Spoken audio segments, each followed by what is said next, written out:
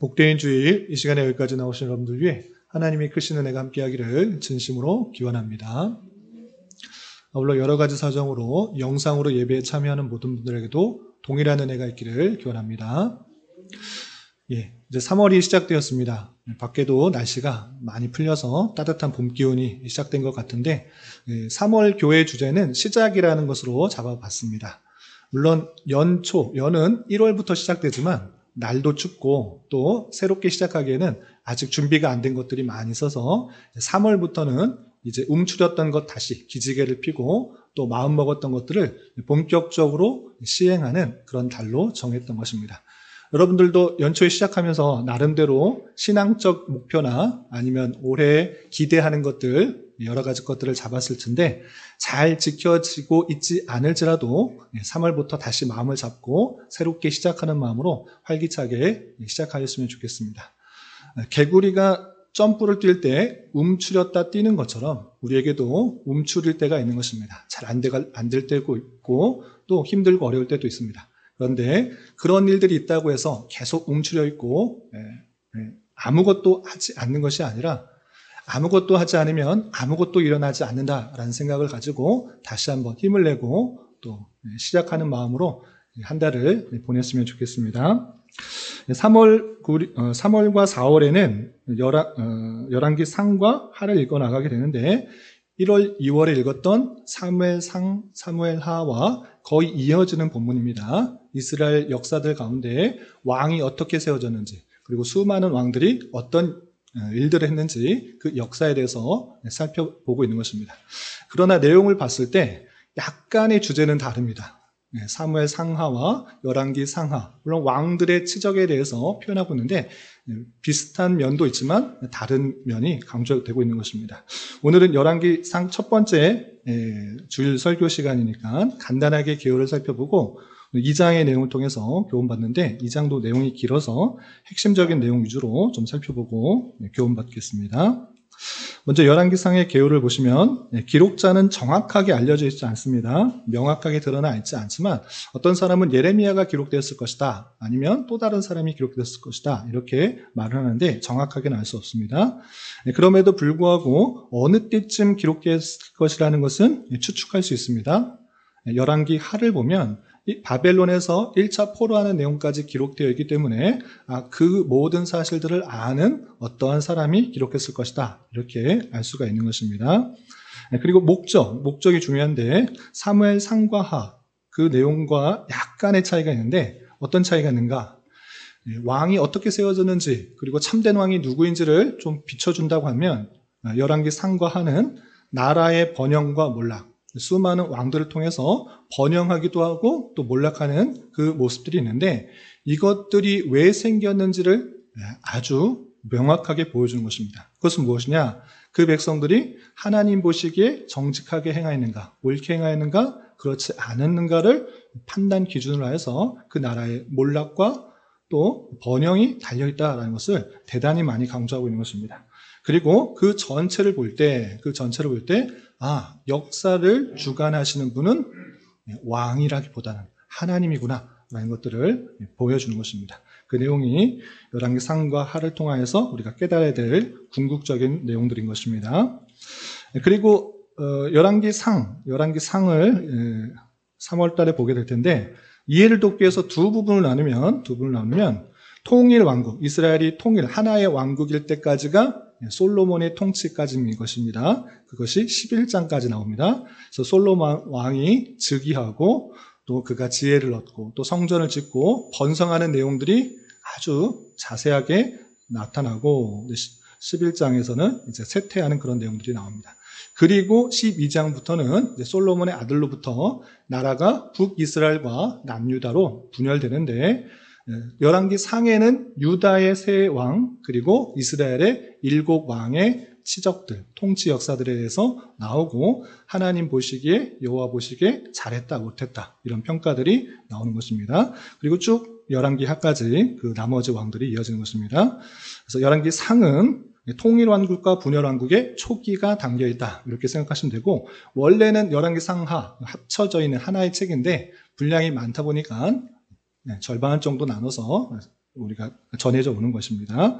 이런 것을 염두에 두고 우리가 2장을 읽어 나가게 되는데 2장만 읽어도 물론 이해할 수 있지만 앞뒤 문맥을 더 잘 파악하면 2장을 더 잘 이해할 수 있기 때문에 어제 읽었던 1장의 말씀을 간략하게 요약하도록 하겠습니다. 물론 함께 1장에 대해서 다 읽으셨겠지만 다시 한번 요약해 드리겠습니다. 1장에 어떤 내용이 있냐면 다윗이 이제 나이 많아서 잠자리에 누워도 따뜻하지 않은 그런 연로한 모습들, 죽음이 얼마 남지 않은 그런 듯한 모습들이 나타납니다. 이것을 안타깝게 여기고 신하들이 이스라엘에서 아름다운 여자를 맞아서 젊은 여자를 맞아서 후궁으로 후첩으로 구해주는 내용이 나옵니다. 그리고 나서 다윗이 연로해서 힘이 없다라는 것을 알고 다윗의 네 번째 아들이었던 이 아도니아가 스스로 왕으로 선포합니다. 원래 하나님께서 약속하신 것은 다윗의 아들 중에 한 명, 솔로몬인데 이렇게 되었다는 아도니아가 내가 왕이 될 수 없겠다. 왕이 연약한 틈을 타서 스스로 왕이 되려고 한 것입니다. 자기의 형이었던 압살롬도 스스로 왕이 되려고 했고 그의 동생, 네 번째 아들이었던 아도니아도 스스로 왕이 되고자 했던 것입니다. 그래서 몇 사람들을 모아서 내가 왕이다 이렇게 선포했던 것입니다. 그것에 동조했던 사람들이 누구였는가? 수루의 아들 요압, 제사장 아비아달이 그를 따르는 반역에 동참한 모습들이 나왔습니다.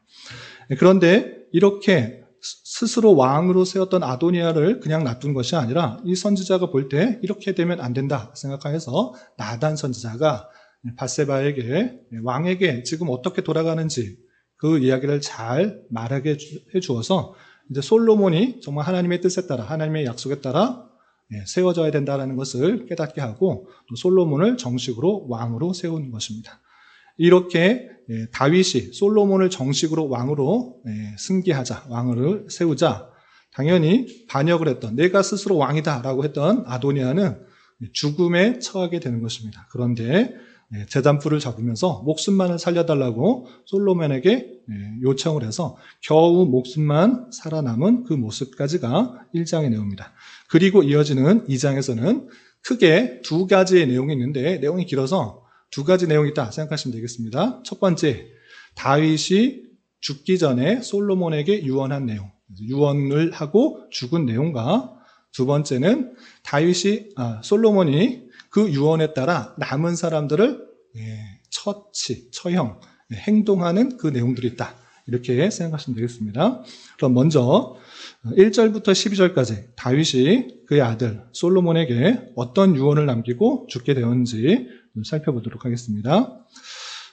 우선 열왕기상 2장 1절부터 4절까지 다윗이 솔로몬에게 남기는 명령 말씀을 같이 한번 읽어보겠습니다. 시작.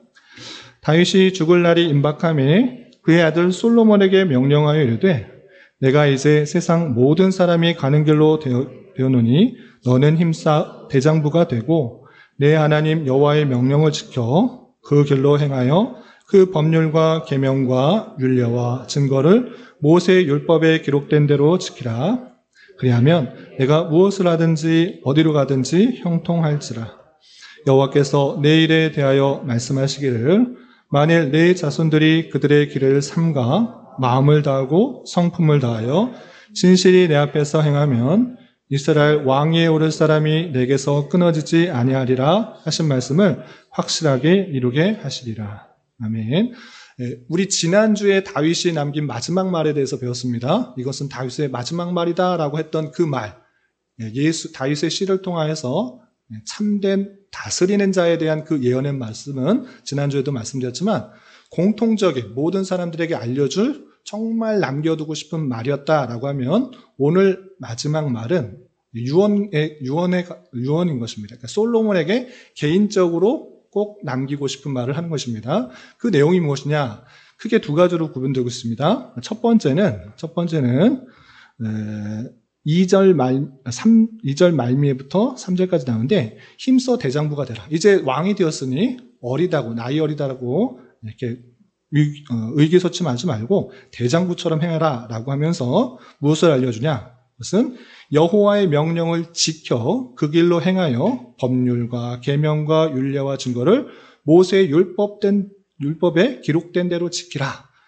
모세 율법에 법률, 계명, 율례, 증거 이런 것들이 있는데 그 모든 여호와의 명령을 그대로 지켜야 된다라고 말하는 것입니다.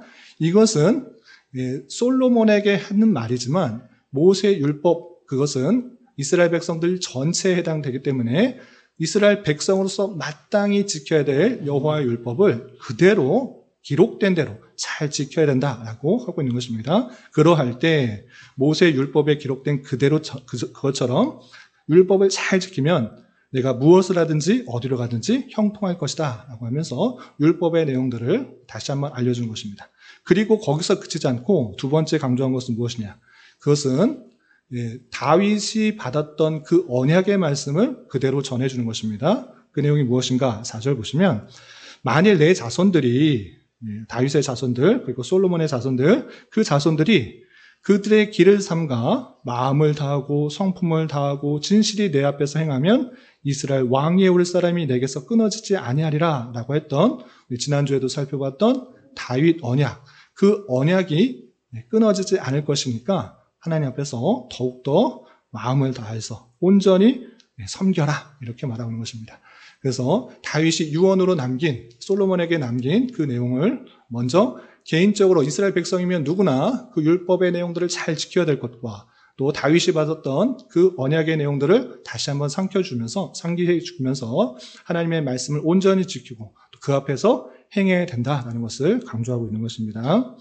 그런데 여기서 그치지 않고 여러 사람들에 대해서 어떻게 대해야 되는지 그 유언도 남기는 것입니다.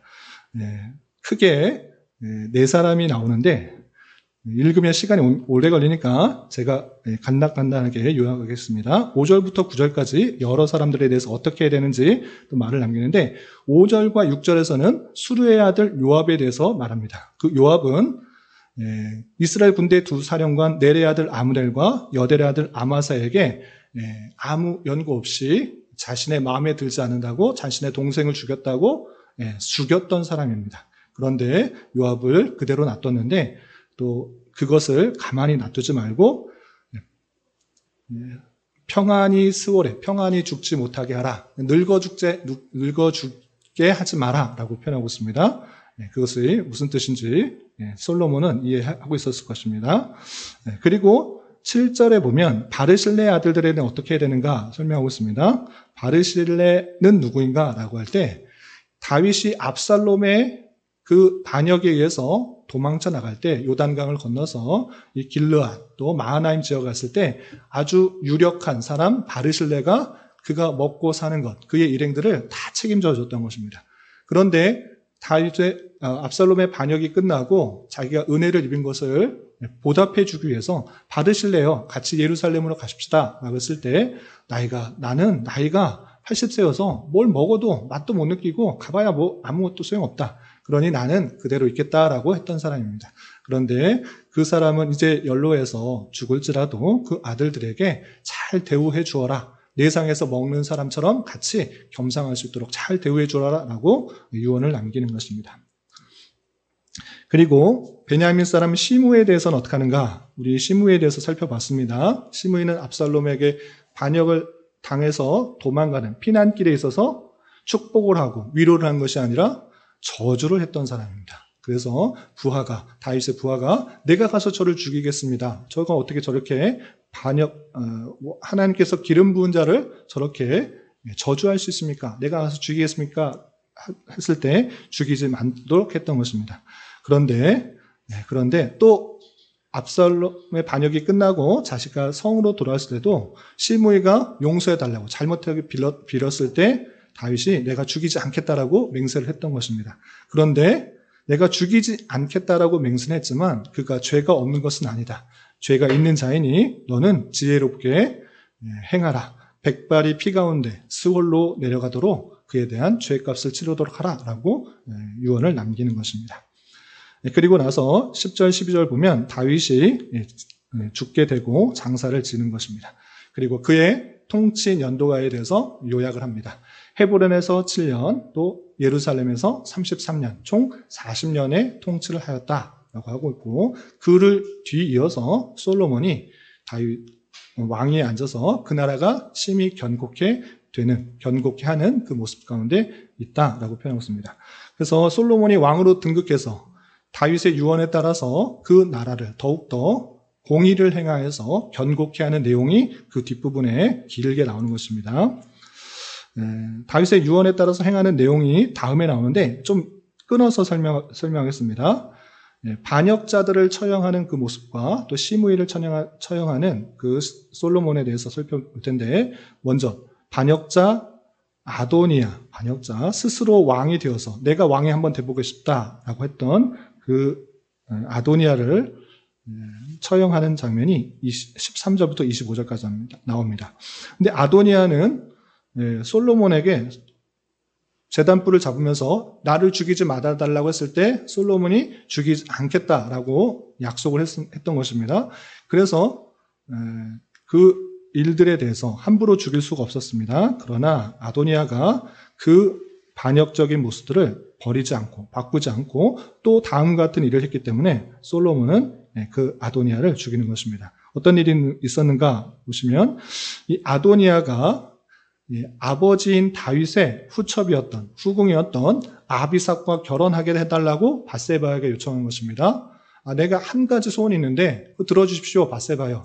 당신의 아들인 그 솔로몬에게 다윗의 후궁인 아비삭을 나에게 결혼시켜 주십시오라고 바세바에게 요청한 것입니다.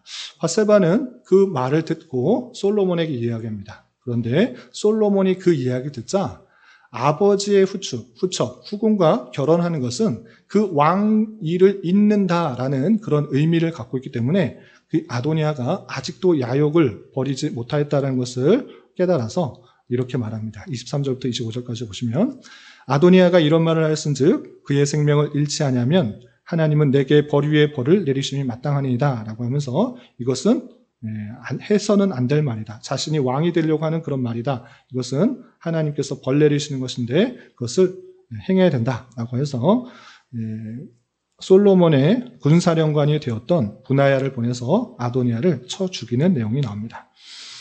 그리고 그 반역했던 아도니아를 도왔던 제사장 아비아달도 또 파면을 당합니다.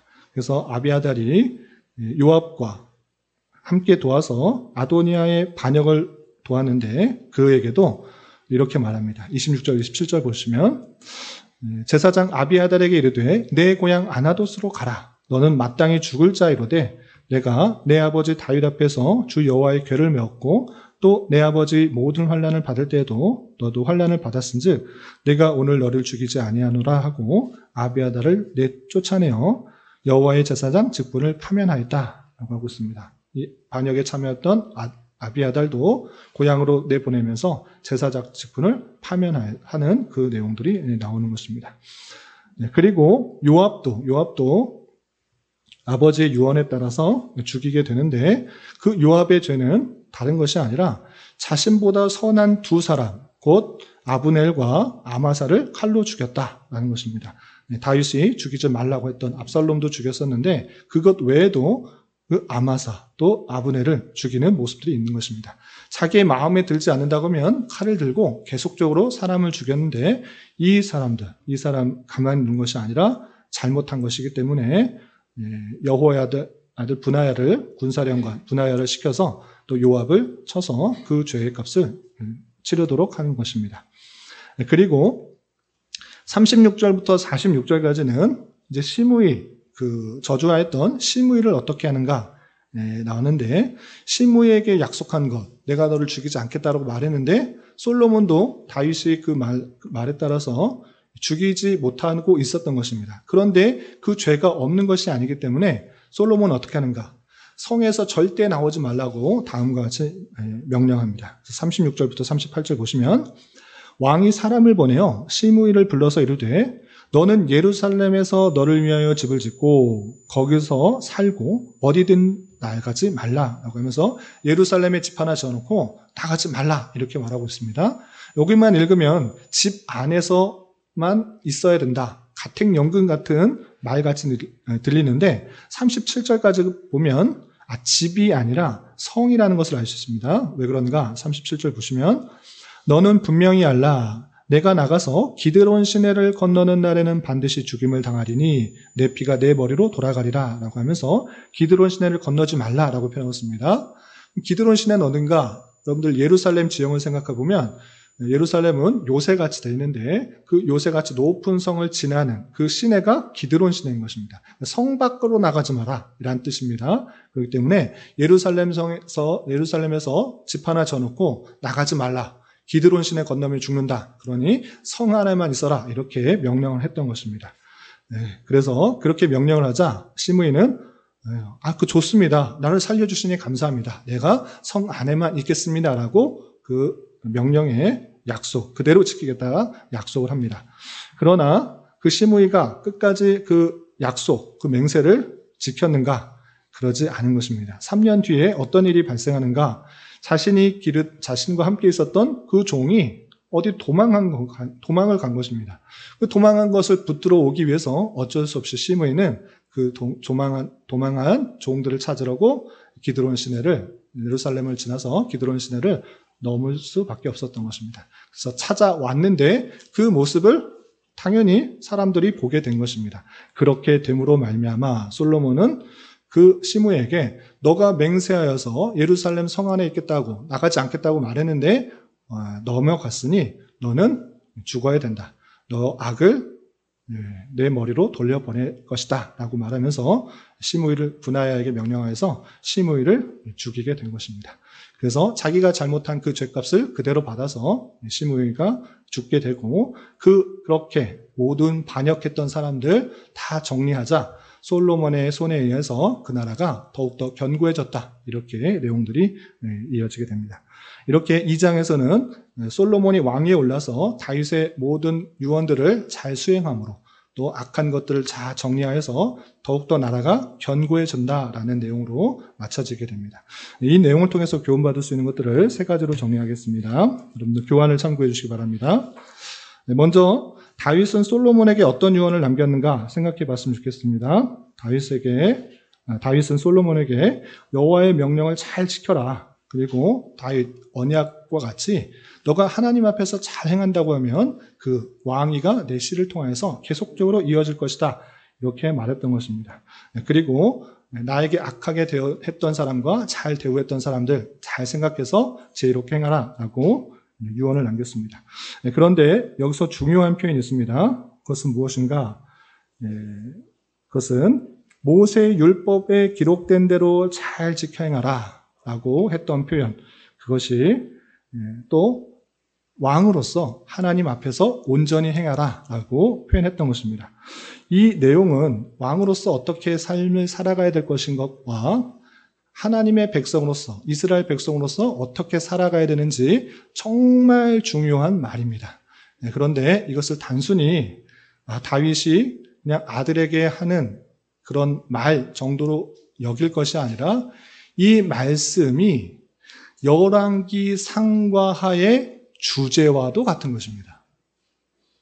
하나님의 말씀을 그대로 행하느냐 아니면 그대로 행하지 않고 하나님의 말씀도 있고 또 다른 것도 함께 섬기는가 이것을 중요하게 여기고 있다는 것입니다. 그래서 다윗이 그 솔로몬에게 남긴 말은 열왕기 상하의 주제와도 같은 것입니다.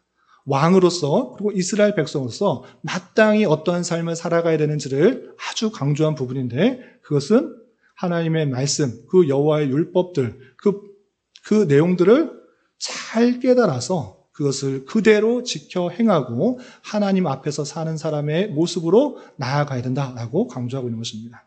그것이 솔로몬에게만 국한된 것이 아니라 솔로몬을 이어서 나오는 모든 왕들 그리고 그 백성들이 마땅히 그 말씀에 반응하는 모습으로 나타나야 되는 것입니다. 그렇기 때문에 그 말씀에 근거하여 여호와 보시기에 옳게 행하였는가 그렇지 않은가 이것들을 계속해서 따지고 그 여부를 기록하고 있다라고 할 수가 있는 것입니다. 그런 말씀이 오늘날 우리에게도 적용되어서 나는 하나님의 말씀에 비추어서 하나님 보시기에 정말 정직하게 행하고 있는가 그렇지 않고 하나님의 말씀도 있고 다른 말씀도 함께 따르고 있는가 우리는 잘 살펴봐야 될 것입니다.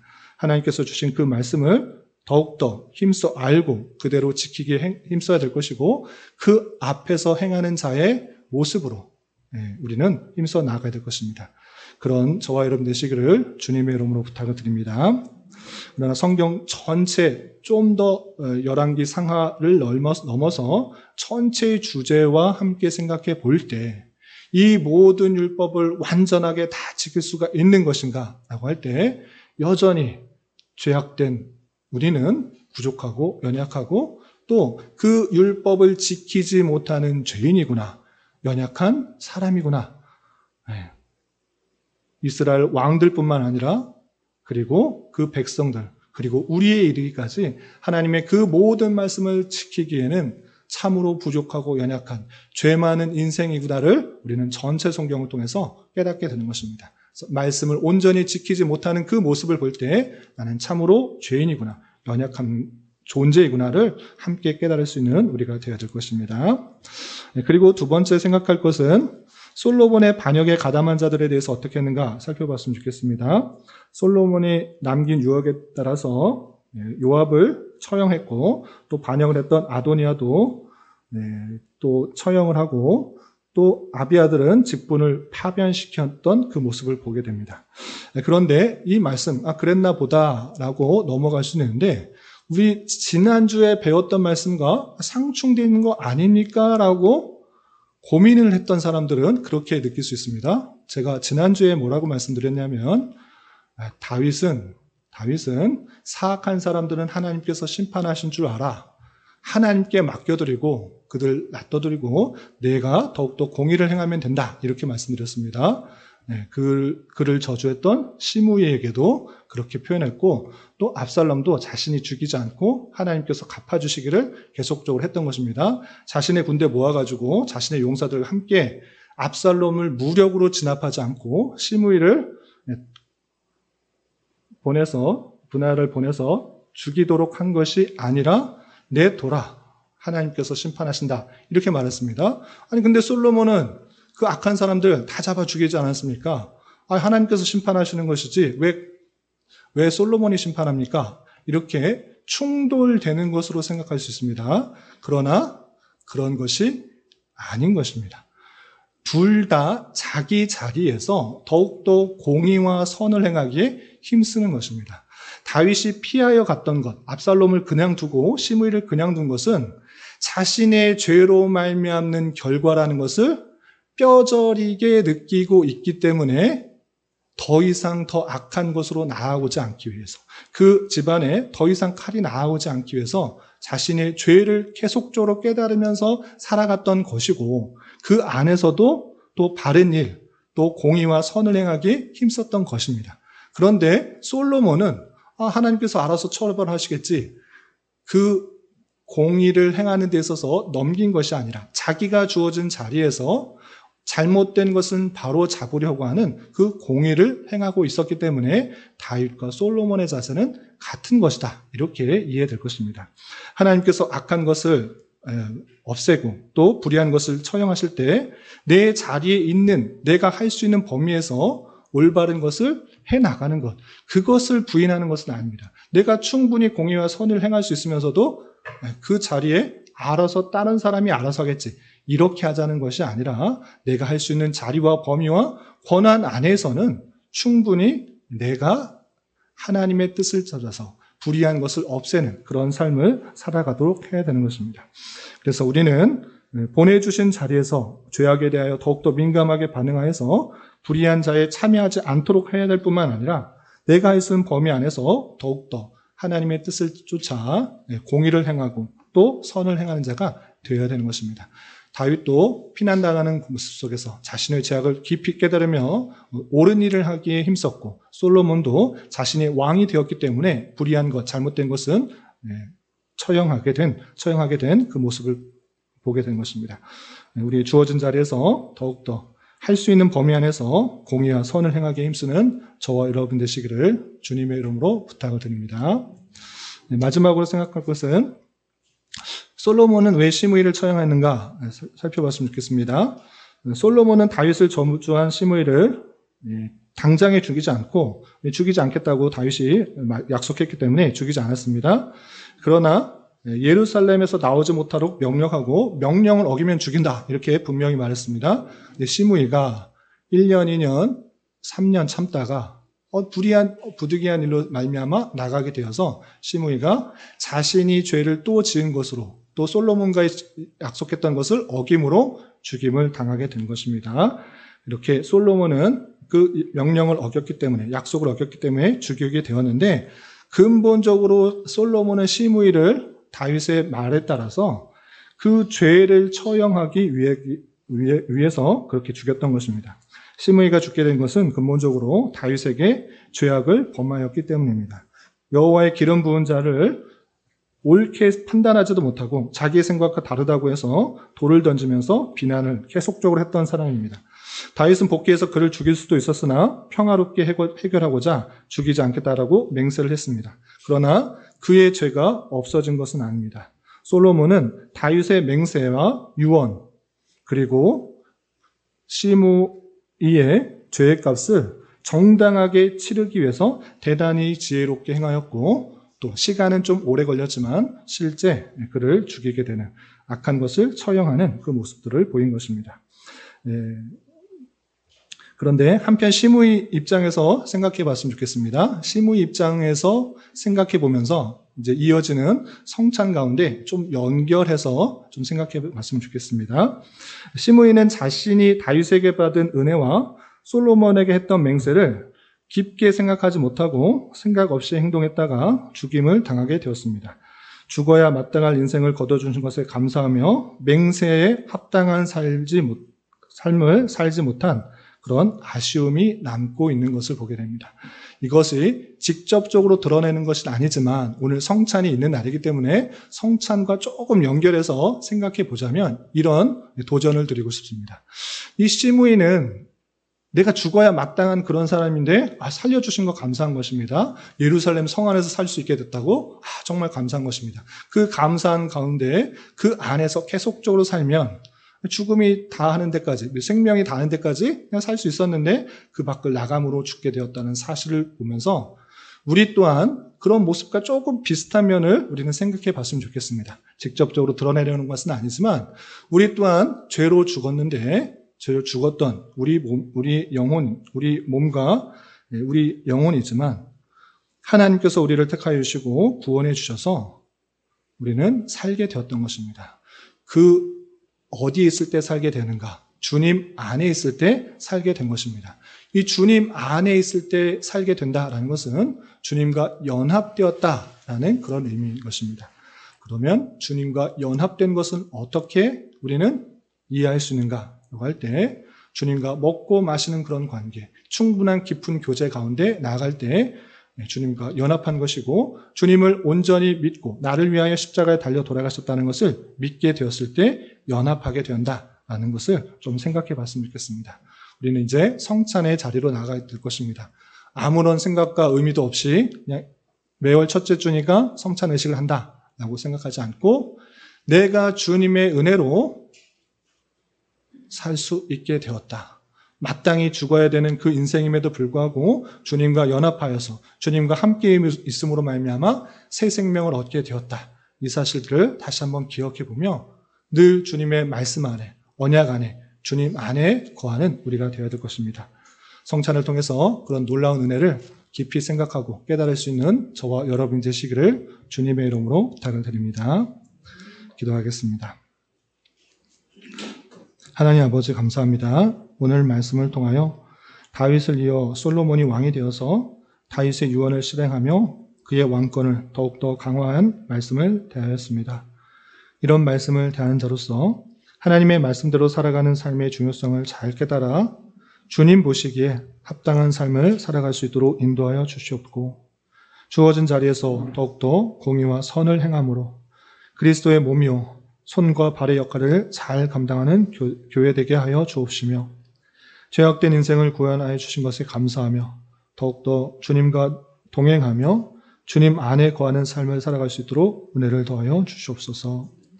이어지는 성찬 예식에도 주님 함께하여 주셔서 주님의 그 놀라운 사랑과 은혜를 깊이 깨닫기 원하오며 이 모든 말씀 예수 그리스도의 이름으로 기도 올리옵나이다.